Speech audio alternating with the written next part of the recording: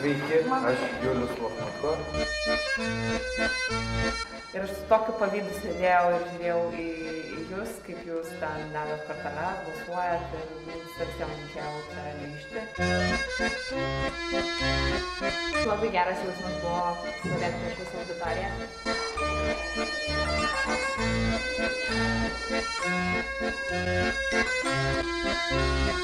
Trakšt.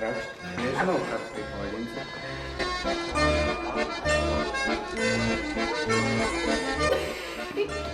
Kiki! Kryžion!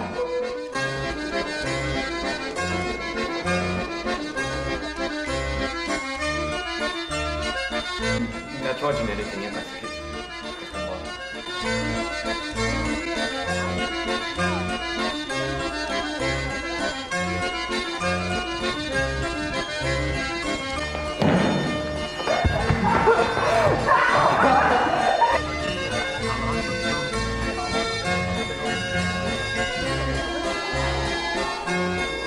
Asmeniškai iš tikrųjų giliai širdį nesitikėjau, kad mes išeisim į tą finalą ir išvažiuosim į tą Strasbūrą.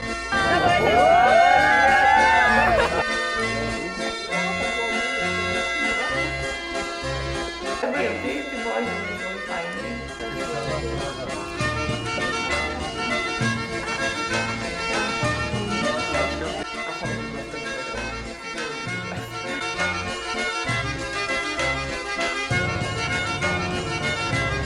Linkiu kada nors kiekvienam patirti tą, ką patyrėme mes per tą pusantros savaitės.